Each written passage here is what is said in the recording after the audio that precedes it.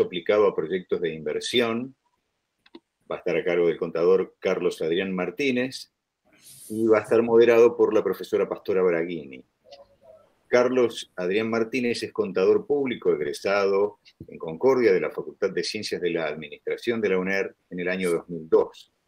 Trabaja como contador público independiente desde ese año. Actualmente es titular de un estudio contable donde trabaja junto a un equipo de 6 contadores que están bajo su dirección. En el mismo se realiza asesoramiento de índole impositiva, laboral, contable, financiero, entre otras. Ha trabajado activamente desde el año 2004 en proyectos de inversión desarrollados bajo la figura de fideicomisos y cuyas actividades se pueden citar a continuación: agrícolas, arándanos, viñedos, forestación, hotelería, servicios agropecuarios, servicios financieros, de garantía, desarrollos inmobiliarios. Estos proyectos se desarrollan en diferentes jurisdicciones como Ciudad Autónoma de Buenos Aires, Provincia de Buenos Aires, Corrientes, Mendoza, Río Negro, Neuquén, Córdoba, Santa Fe y Entre Ríos. Adelante, Adrián. Hola, buenas tardes. Bueno, quiero agradecer a la organización. ¿Se escucha bien, no? Perfecto. Muy bien. Quiero agradecer a la organización, principalmente a Pastora, quien se contactó conmigo y me puso en contacto con la facultad, y con Pamela, con quien seguí conversando hasta hace un ratito solamente.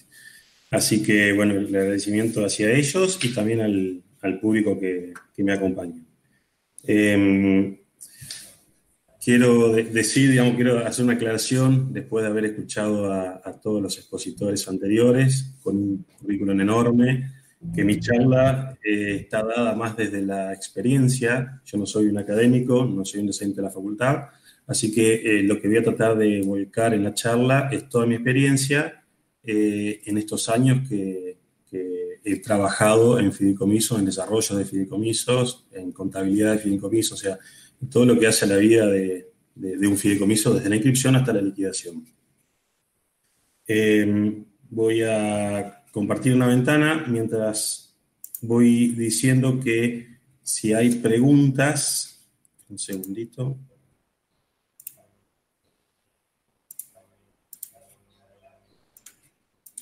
Si hay preguntas, estaría bueno juntarlas al final para no interrumpir el desarrollo, porque por ahí la pregunta se puede responder en el mismo desarrollo de la exposición.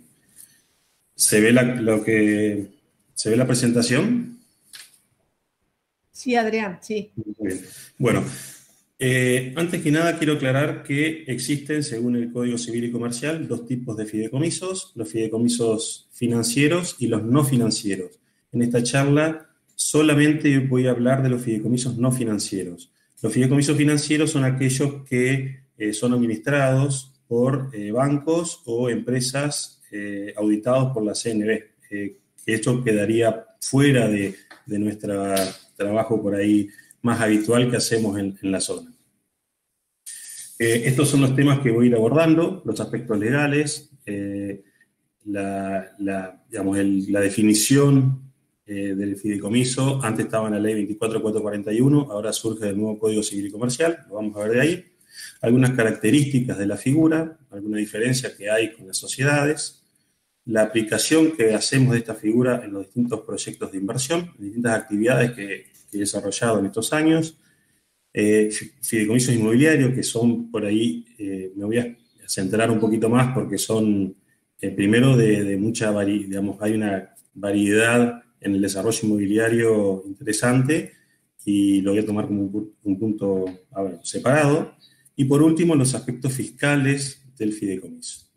Comenzamos con los aspectos legales y su concepto, que surge en el artículo 1666 del Código Civil, y dice: hay contrato de fideicomiso cuando una parte llamada fiduciante transmite o se compromete a transmitir la propiedad de bienes a otra persona denominada fiduciario, quien se obliga a ejercerla en beneficio de otra llamada beneficiario, que se designa en el contrato, y a transmitirla al cumplimiento de un plazo o condición al fideicomisario. Es bastante enredada el concepto del fideicomiso, pero quiero marcar las 4 partes que menciona el contrato. Estas 4 partes las podemos separar en este gráfico y además agregamos la figura del fideicomiso, que en definitiva es una figura distinta a todas las otras 4 figuras, y donde podemos graficar esa definición de manera práctica diciendo que el fiduciante aporta al fideicomiso, que el fideicomiso es un patrimonio separado del fiduciario, aporta dinero, terreno, mercaderías, insumos, derechos, o sea, cualquier activo susceptible de adquirir valor, y que se lo da al fiduciario, que es el administrador, es quien administra esos bienes y los incorpora a un patrimonio que es el fideicomiso y que está separado, como decía, de ese patrimonio del fiduciario y también del patrimonio del fiduciante. Los beneficios que obtiene este fideicomiso se entregan a la tercera figura que vimos, que es el beneficiario, y los bienes residuales, o sea, los bienes que quedan una vez cumplido el objeto por el cual se constituyó el fideicomiso, van a parar a manos del fideicomisario, ¿sí? Esos son los bienes residuales. Un ejemplo fácil para entender esta figura y que entren las 4 personas, las 4 partes, por ejemplo, un padre aporta un inmueble al fideicomiso para que el fiduciario lo administre, y en esa administración la encomienda es el alquiler de ese inmueble. Por ejemplo, aporta el inmueble y le dice que le entregue al hijo mayor los beneficios de ese alquiler. Y una vez cumplido el plazo por el cual se constituye, se entrega el inmueble al hijo menor, que sería el fideicomisario. Y aquí estarían las 4 figuras separadas y explicadas con este ejemplo. Pero por lo general, el fiduciante, beneficiario y fideicomisario, por lo general es la misma persona. Todo depende del proyecto que se encargue. Yendo a las características de la figura, como decía recién, es un patrimonio encapsulado, por llamarlo de alguna manera, que está separado del patrimonio del fiduciante y también separado del patrimonio del fiduciario. Esto permite que cualquier bien que uno aporte como fiduciante al fideicomiso esté de alguna manera salvaguardada de responsabilidades o consecuencias económicas, inhibiciones, embargos, que pueda tener el fiduciario o que pueda tener otro fiduciante. O sea, otros fiduciantes que aportaron no podrán atacar el patrimonio de ese fideicomiso.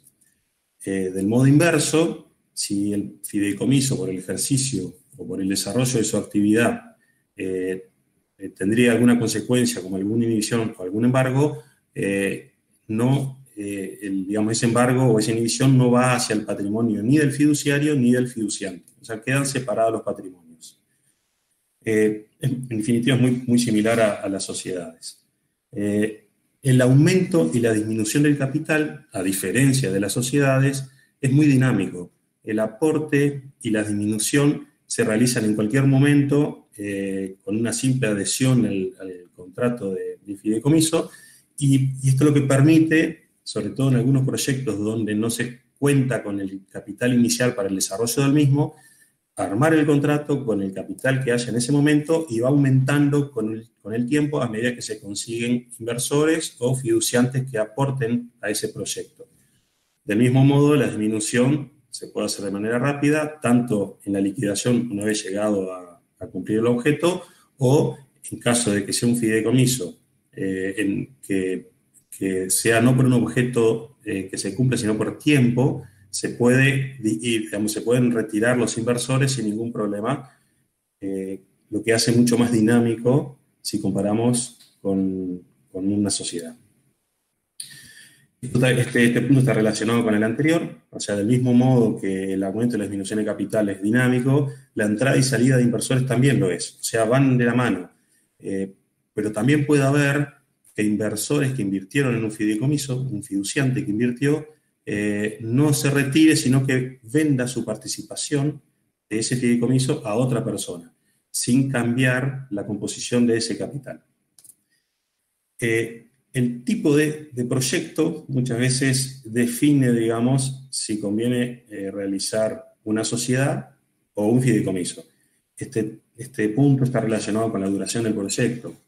Yo en lo particular, tenemos muchos fideicomisos, los trabajamos desde hace mucho tiempo, pero no dejo de ser un amante de la sociedad. A mí me gustan mucho las SRL. Entonces, depende qué tipo de proyecto se haga, uno analiza si es conveniente un fideicomiso o una sociedad. Si estamos hablando de un proyecto a largo plazo, donde digamos, la actividad va a tener cierta permanencia en el tiempo, donde los socios quizás hasta piensen en dejarle esa sociedad a sus hijos, una sociedad es una figura adecuada. Pero cuando el tipo de proyecto es más corto, de hecho el Código Civil lo limita a 30 años, o sea, un contrato de fideicomiso no puede tener más de 30 años, cuando el proyecto es el cumplimiento de un objeto, como la construcción de un edificio, el corte de una forestación, o no sé, cualquier proyecto que se realice en un tiempo más corto, o el tipo de proyecto que ya vamos a ver, por ejemplo, un proyecto ganadero que se realice solamente por 15 años, esas figuras son mucho más aconsejables de usar un fideicomiso, sobre todo cuando delegan la inversión en un administrador, y muchas veces es el administrador quien organiza los proyectos de inversión y que los encapsula en esta figura. Bueno, un comentario al margen, digamos, es este desarrollo de fideicomisos, quizás en esta época no es muy propicio el desarrollo de proyectos por las cuestiones políticas y económicas que realmente estamos atravesando, pero siempre hay proyectos que aparecen, siempre hay oportunidades de negocio, y por lo menos tener la vista a esta figura como para tenerla presente al momento de que si viene algún cliente al estudio, poder ofrecerla. Vamos a ver las ventajas y desventajas impositivas de esta figura, que lo vamos a desarrollar más puntualmente en el último punto. Yendo a la aplicación en diversos proyectos de inversión, voy a dar ejemplos que esta figura se puede aplicar. De hecho, la hemos aplicado en todas estas que voy a mencionar. El fideicomiso agrícola, el típicamente agrícola, el que la campaña agrícola dura un año, o sea, soja, sorgo, arroz, son figuras adecuadas por lo siguiente: permite la constitución de un fideicomiso y el crecimiento de ese fideicomiso con el tiempo. Supongamos que se arma una figura para plantar soja con un proyecto de 15 años y en el primer año se arranque con 100 hectáreas. Después ese proyecto puede ir avanzando con 150, 200, 500 hectáreas, lo que hace crecer la cantidad de inversores en ese fideicomiso, o sea, aportes de capital o ingresos de nuevos inversores, de manera muy fácil, muy dinámica. Incluso la mayor superficie puede estar dada también por la diversificación de zonas. Esto permite ir haciendo cortes anuales donde se va evaluando el resultado de cada inversor y que cada inversor puede retirar o recapitalizar ese resultado, o si hay pérdida, la reducción del capital, y una vez terminada la campaña, la incorporación de nuevos inversores en el próximo año. O sea, permite ir en cada campaña, o sea, en cada año, ir incorporando o sacando o retirándose inversores. También existen los fideicomisos agrícolas del tipo citrus, arándanos, viñedos, donde el ciclo es mucho más largo, lo que se planta no son bienes de cambio, sino son bienes de uso, y bueno, el planteo es muy diferente porque recién la producción se comienza después de una determinada cantidad de años. Fideicomiso ganadero: si hablamos de un fideicomiso típicamente ganadero de la zona donde se hace cría, también hablamos de un proyecto de largo plazo, porque necesitamos por lo menos 3 o 5 años para que el proyecto comience a generar sus frutos, pero igualmente permite ir evaluando de una manera correcta el capital la misma para la incorporación o retiro de inversores. ¿Por qué digo una correcta evaluación? Porque un nuevo inversor que se incorpora a ese fideicomiso, esa persona, ese fiduciante, va a participar de ese fideicomiso con el porcentaje en el capital, del mismo modo que lo hacen en una sociedad. Entonces, si ese valor de aporte del capital está desactualizado en los libros, seguramente su participación será mayor y será injusta para los inversores que ya permanecían. Por lo tanto, la correcta evaluación de la hacienda es un punto clave en este proyecto.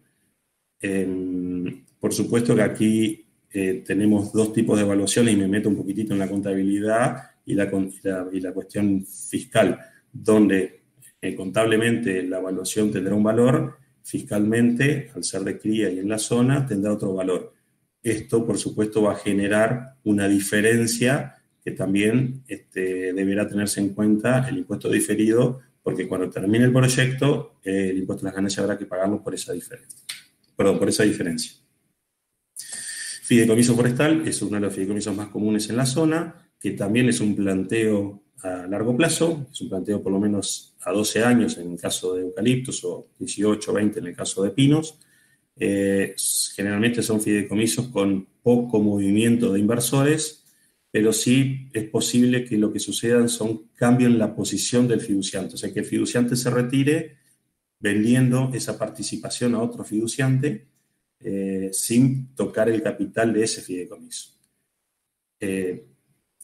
Esta figura también muchas veces se la utiliza con el derecho real de superficie forestal, que es cuando se utiliza, o mejor dicho, se asocia el fideicomiso con el propietario de un inmueble. El propietario sin capital da la tierra y el fideicomiso con el capital planta. Después se hace la distribución en el primer corte. Luego tenemos otros fideicomisos que yo los llamo de servicio, que puede ser en turismo, la construcción de hoteles, cabañas, restaurantes, donde lo que se realiza, la actividad en sí, el objeto es el turismo y la construcción de lo que se hace son bienes de uso, esos bienes que se aportan en ese fideicomiso.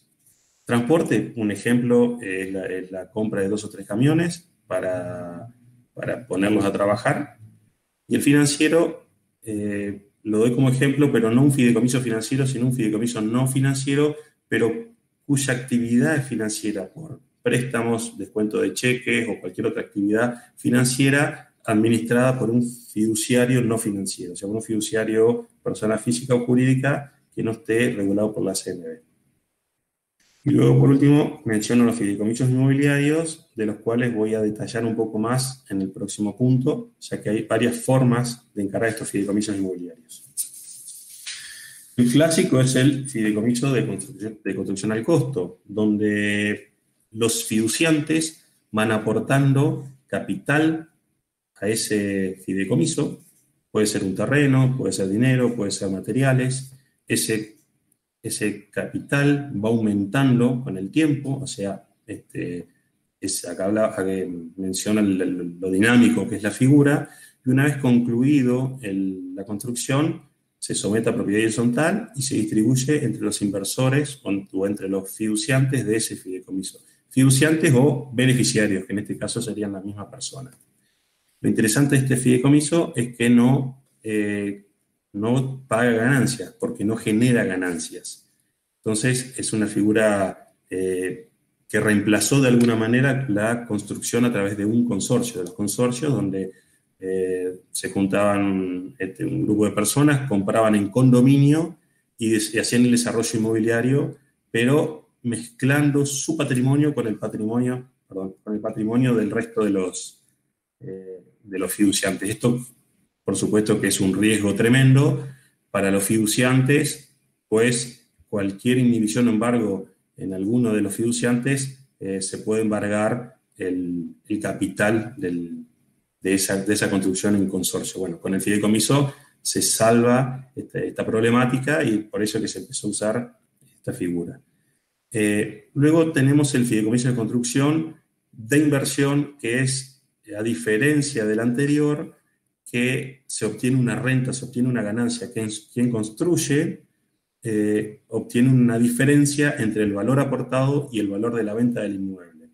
Esto generalmente ocurre cuando se reúnen algunos inversores, algunos fiduciantes, aportan, construyen un edificio y luego venden las unidades funcionales a terceras personas, y esa diferencia, esa ganancia es sujeta de impuesto. Lo que pasa en la realidad es que muchas veces se disfraza un fideicomiso de inversión, o sea, un fideicomiso que obtiene ganancia, por un fideicomiso de construcción al costo. Así que hay que tener mucho cuidado en caso de haber confusión.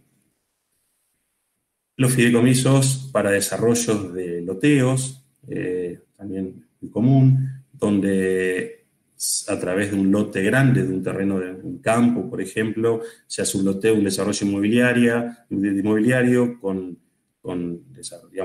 calles, electricidad, cloacas, etcétera, que luego se vende. Bueno, acá también es un fideicomiso de inversión, donde se invierte determinada cantidad de dinero y quien compra pasa, lo que compra es una unidad escritural, o sea, un inmueble, no un derecho. Por lo tanto, entre el valor que aporta el fiduciante y el valor que lo vende, también se genera una ganancia.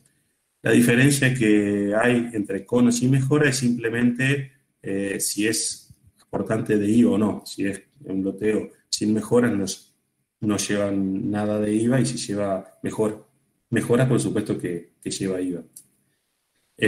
Los anteriores, por supuesto, que también son actividades que están sujetos al impuesto al valor agregado, que bueno, más adelante lo vamos a mencionar cómo funciona. Fideicomiso para alquileres o arrendamiento, este es muy sencillo funcionamiento, donde se adquiere un inmueble o se aporta un inmueble en fideicomiso y los beneficios de ese alquiler se trasladan al beneficiario.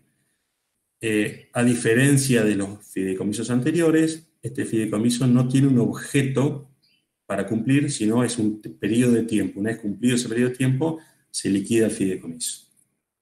Bueno, pongo este punto que es inversiones en turismo, que lo voy a mencionar solamente, que en definitiva son inversiones en mejoras, en inmuebles, en edificios, en restaurantes, en cabañas, pero en lugar de atribuirse esos bienes a los fiduciantes, se los deja en el activo como bienes de uso, y el servicio, el objeto del fideicomiso es un servicio, es el turismo, hotel, gastronomía, lo que sea. ¿Cuáles son los momentos de un fideicomiso inmobiliario? Bueno, primero que nada, la constitución, a través de un contrato que puede ser privado o puede ser a través de escritura pública.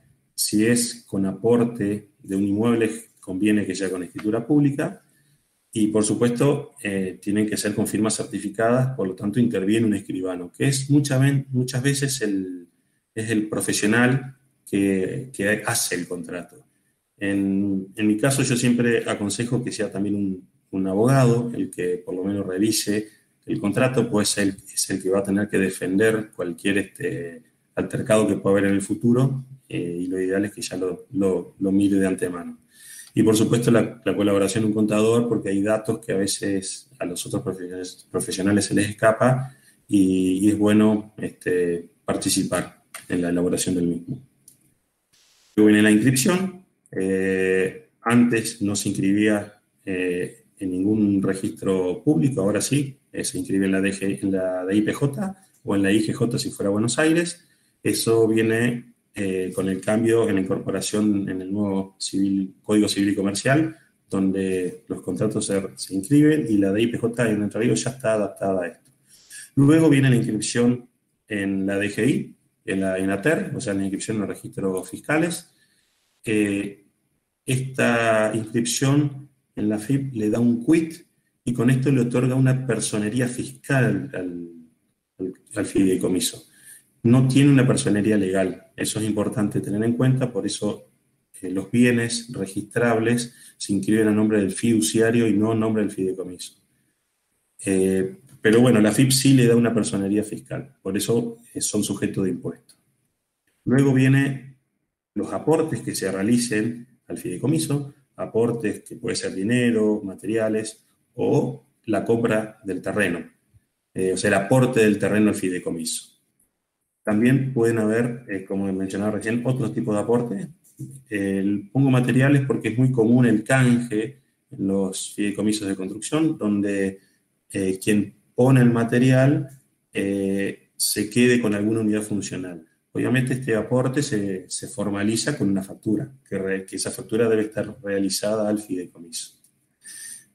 Luego vienen las inversiones que se hacen, o sea, el dinero que recibe el fideicomiso a través del fiduciario, va realizando erogaciones, contratación de empresas de construcción, de mano de obra, de compra de materiales, de equipamiento, etc. También tiene gastos, tienen horarios. Todo eso se va llevando en una contabilidad organizada, con balances, con auditor, o sea, todo como si fuera una sociedad, cumpliendo todas las normas contables que corresponden. Luego viene la adjudicación de las unidades, o sea, sometimiento de la propiedad horizontal del inmueble, si fuera un edificio, se adjudican las unidades y se hace la transferencia de esa propiedad a los beneficiarios. Y ahí se terminaría, digamos, el activo del fideicomiso, o sea, se reduce el capital a través de la liquidación del fideicomiso y se reduce el activo. O sea, es una liquidación sin ningún tipo de implicancia y en caso de ser un fideicomiso de construcción al costo, no paga impuestos. Bueno, por último, tenemos los aspectos fiscales y los voy a separar del siguiente modo. Primero voy a hablar del fideicomiso, que es el más complejo, y lo voy a separar en AFIP y en ATER. En AFIP, el impuesto más importante, que es ganancias, lo separo en estos tres puntos, que son cuando el fiduciante es la misma persona que el beneficiario y a su vez es del país. En ese caso, el fideicomiso no paga impuesto. Lo que hace el fideicomiso es determinar el resultado año por año, entregar ese resultado al beneficiario, fiduciante beneficiario, que es la misma persona, y ese fiduciante beneficiario es quien declara el resultado en su propia declaración jurada. Ese resultado puede ser ganancia o puede ser pérdida, y que se suma a las otras actividades, a los otros resultados que tenga esa persona en su propia declaración jurada. Ahora, si ese fiduciante también es beneficiario, pero es del exterior, en ese caso el fiduciante es sujeto, el fideicomiso es sujeto de impuesto, no es el fiduciante el sujeto de impuesto, sino es el fideicomiso. En este caso, lo que se llama un fideicomiso no transparente, donde el fiduciante no es donde el fiduciante, y el beneficiario es desde el exterior, sigue el mismo camino que el punto siguiente, donde el fiduciante es otra persona que el beneficiario. En estos dos últimos casos es el fideicomiso quien paga el impuesto, si tuviera ganancias, por supuesto, del mismo modo que lo determina una sociedad, al 30% y un 7% de retención cuando distribuye dividendos. Una consideración en estos casos, cuando, por ejemplo, se desarrolla un fideicomiso inmobiliario donde hay muchos fiduciantes y un fiduciante es del exterior, ese fideicomiso deja de ser un fideicomiso transparente con fiduciantes beneficiarios del país y pasa a ser un fideicomiso que ese fideicomiso paga impuestos a las ganancias por un solo inversor. O sea que, por ejemplo, cuando desarrollamos un desarrollo inmobiliario en la zona y hay una persona extranjera, que puede ser un uruguayo, un salteño que quiere venir a invertir acá, cambia la condición del fideicomiso a esa sola persona que es del exterior. Eso para tenerlo en cuenta al momento del desarrollo de un fideicomiso. Cuando hay cambios en los fiduciantes beneficiarios, también deja de ser un fideicomiso transparente y paga el fideicomiso el impuesto a las ganancias. ¿Qué es lo que busca la ley? Que cuando hay inversores que realizan aportes de capital y van vendiendo esas participaciones a nuevos propietarios, en ese caso el fiduciante deja de ser beneficiario y de alguna manera castiga al fideicomiso grabándolo en ganancias. Eso es lo que lo que la ley, digamos, prohíbe, digamos. No es que prohíbe, sino que castiga. IVA. Más que nada con la actividad que desarrolla el fideicomiso,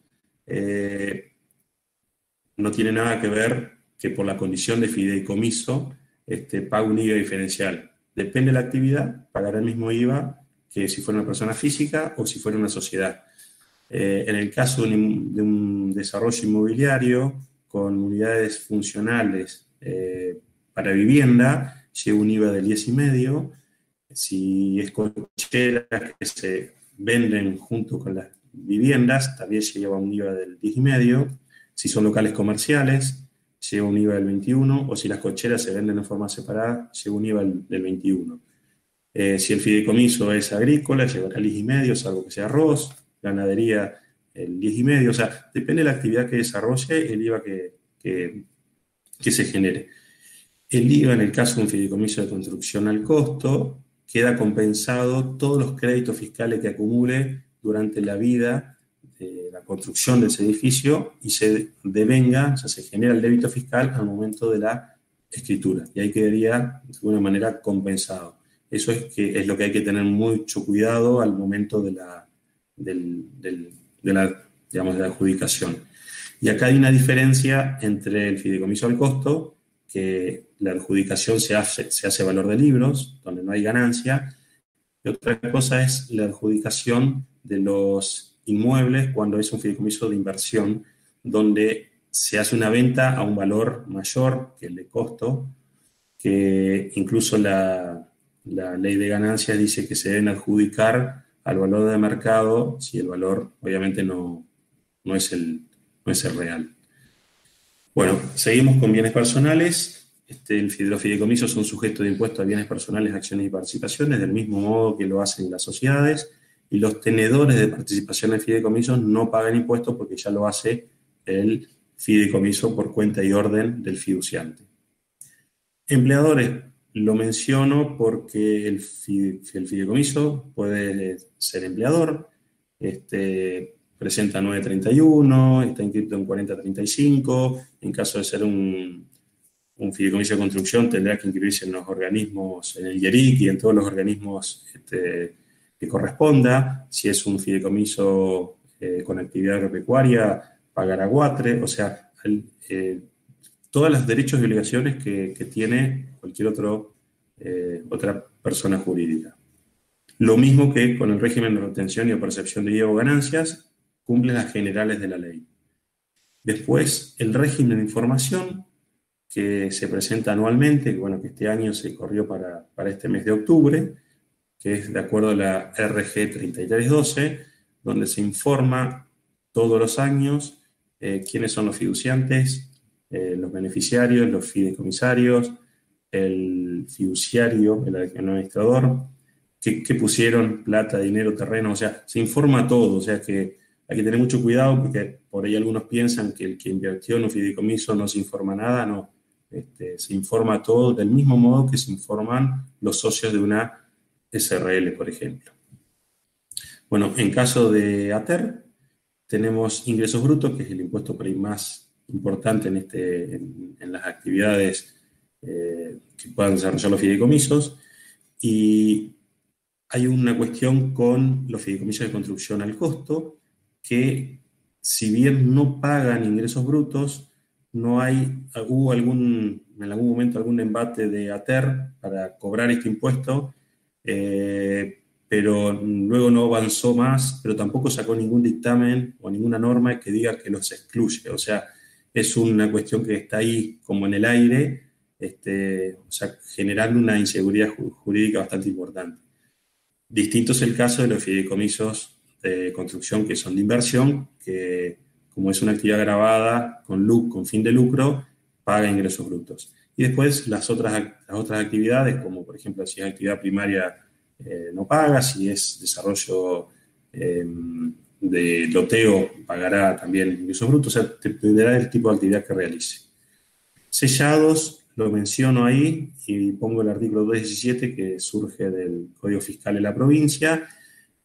Cuando se inscribe un fideicomiso, el único impuesto que se paga es el sellado, y ese sellado no surge del capital que tenga ese fideicomiso, sino surge de los honorarios que se pactan con el fiduciario. O sea que si el fiduciario pacta un honorario por 15 años, esa va a ser la base imponible que pagará del impuesto de sellos, que la tasa es del 1%. Habrá que buscar la manera, en todo caso, de ir repactando honorarios para que el impuesto no sea tan elevado. Luego tenemos el fiduciario, que esto es muy sencillo, ya que depende simplemente de la condición tributaria que tenga el fiduciario. Si es monotributista, pagará por esa condición de monotributo. Si es responsable inscripto, le realizará una factura A o B al fideicomiso, pagará el IVA, ganancias, o sea, no hay nada raro en la facturación o en los impuestos que paga el fiduciario.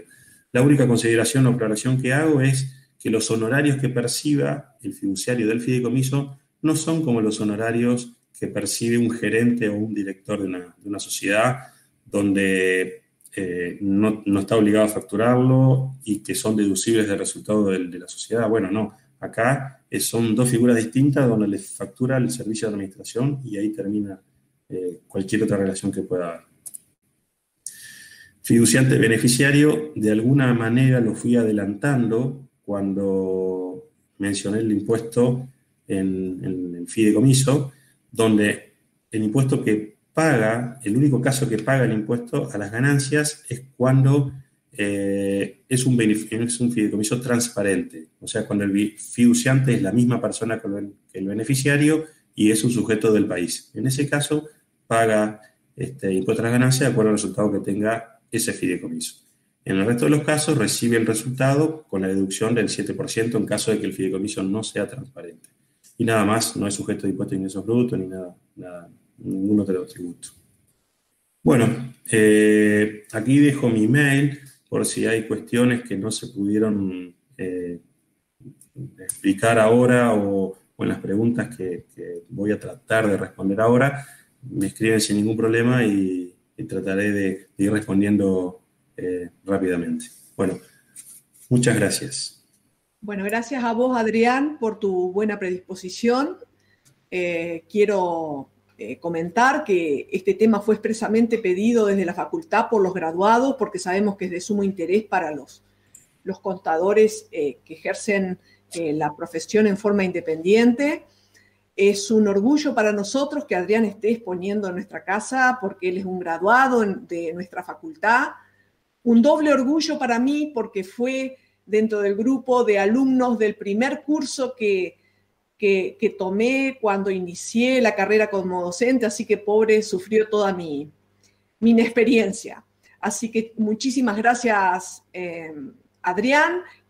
Sabemos que sos un referente del tema en toda la región y agradecemos que te hayas tomado el tiempo para aclararnos un poco. Estamos excedidos un poquito en el tiempo, por lo que hay preguntas, pero te voy a hacer solo una porque tenemos que pasar al cierre final, que tenemos que ir a un video. El tema en el caso de los fideicomisos de alquileres, el tema de la protección de los bienes, de incluir, es decir, si existe la posibilidad de incluir un inmueble en un fideicomiso de alquileres para protegerlos de los acreedores propios. A ver, no sé si la pregunta está orientada al fiduciante o al beneficiario. En caso, supongo que Sí, no, desconozco.